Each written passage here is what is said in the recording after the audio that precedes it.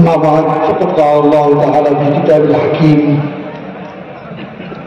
ولقد كرمنا بني آدم وحملناهم في البر والبحر ورزقناهم من الطيبات وفضلناهم على كثير ممن خلقنا تفضيلا رب اشرح لي صدري ويسر لي أمري واحلل عقدة من لساني يفقهوا قولي صدق الله العظيم. اسٹیج پر جلوہ افروز اصحاب علم و فضل، حضرات علماء کرام، طلباء عزیز اور معزز حاضرین، میرے لیے یہ بڑی سعادت کا موقع ہے کہ مجھے مشرقی یو پی کے اس مشہور ادارے میں دوبارہ حاضری کا موقع ملا اور میں شکر گزار ہوں جناب حضرت مولانا مفتی احمد اللہ صاحب دامت برکاتہ العالیہ ناظم عالم الصحازہ اور ان کے برادر مکرم حضرت مولانا مفتی اجود اللہ صاحب کہ جن کی محبتیں، جن کی عنایات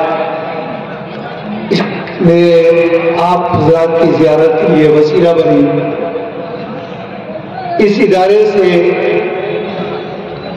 میرے بزرگوں کا، میرے بڑوں کا کے دور سے تعلق رہا ہے اور بڑا مستحکم، بڑا مضبوط تعلق. میرے جد محترم حکیم الاسلام حضرت مولانا محمد طیب صاحب نظر اللہ قدم اور شیخ طریقت عارف باللہ حضرت مولانا شاہ عبد الغنی صاحب پھولپوری نور اللہ قدم کا کے تعلق کو میں نے اپنی آنکھوں سے دیکھا بھی اور میں نے اپنے کانوں سے سنا بھی. ایسے ہی والد محترم کی زبانی اکثر میں یہاں کا تذکرہ سنتا تھا. بہرحال یہ میرے لیے سعادت کے لمحات ہیں.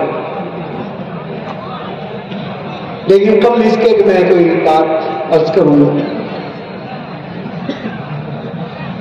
حکیم الامت حضرت مولانا اشرف علی خان بھی نور اللہ قدم جب کا دور طالب علمی ہے اور ان کے ہمدرد بھی ہے، معاصر بھی ہے حضرت علامہ ارشد کشمیری رحمہ اللہ، ساتھ پڑھا.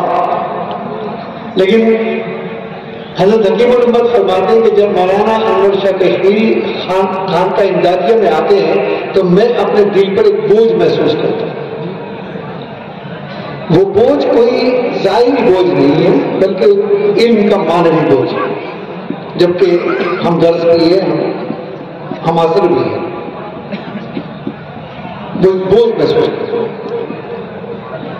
اسی تناظر میں اگر میں یہ کہوں کہ الحمدللہ یہاں اسٹیج پر اصحاب علم اتنے بیٹھے ہوئے ہیں تو میرے دل پر کیا بوجھ محسوس کر رہا ہوں.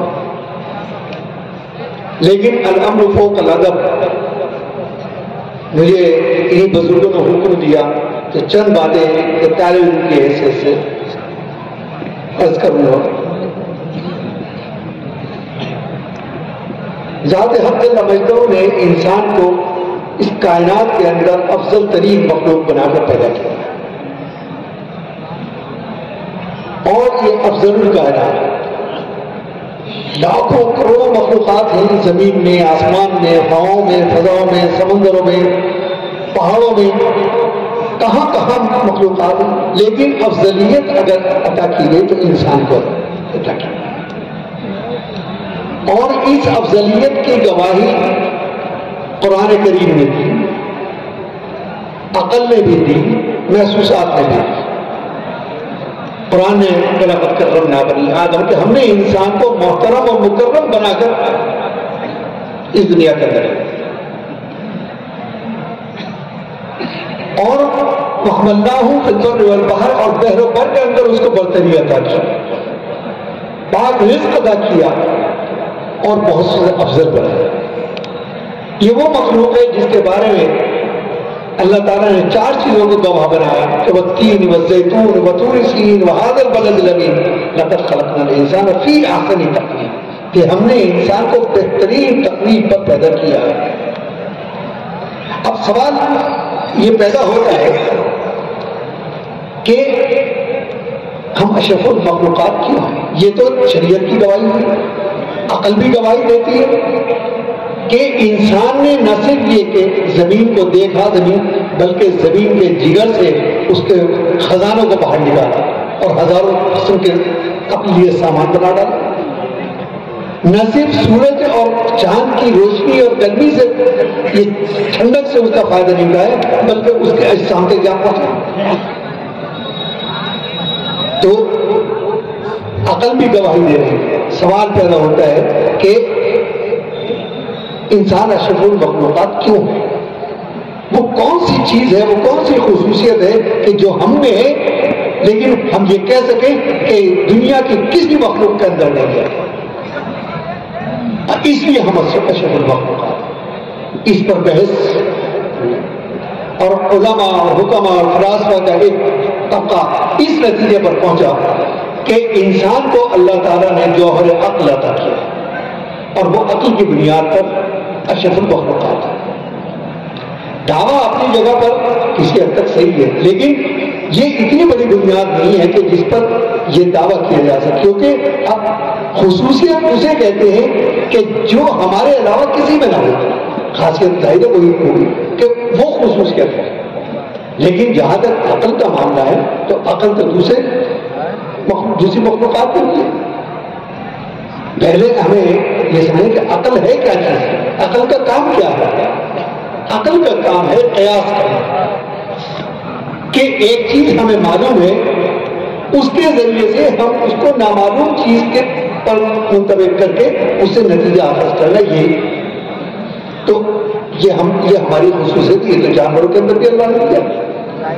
مثال کے طور پر ایک کتے کو آپ لاٹھی مار دیجیے، اگلے دن وہ وہاں نہیں آئے گا کیونکہ اس کی عقل نے قیاس کیا، کل میں گیا تھا تو میرے ساتھ یہ واقعہ پیش آیا، آج جاؤں گا تو آج بھی، حالانکہ جو کچھ ہونا تھا اس کے ساتھ وہ کل ہو چکا۔ آج کی مار پٹائی کو اس نے اپنی آنکھوں سے نہیں دیکھا لیکن اس کی عقل نے قیاس کیا۔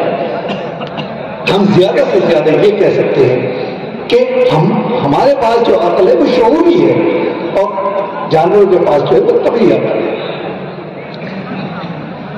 تو یہ ہمارے پاس زیادہ عقل ہے، اس کے پاس کم ہے۔ تو جہاں تک کمی اور زیادتی کی بات ہے وہ تو انسانوں کے اندر بھی برابر نہیں ہوتی۔ کوئی بے حد عقل مند ہے، بے حد ذہین ہے، بے حد غبی ہے، کوئی متوسط ہے، کوئی اوسط درجے کا ہے، مختلف انسانوں کے اندر عقلوں کے معیار ہیں۔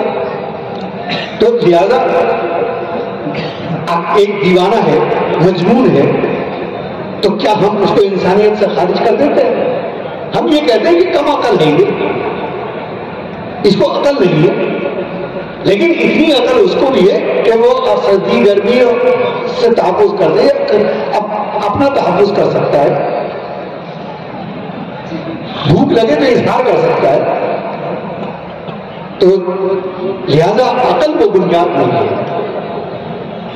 کہ جس کی بنیاد پر ہم یہ کہہ سکتے ہیں ہم اشرف المخلوقات ہیں، ہم نے ایک خصوصیت ہے۔ دوسرا طبقہ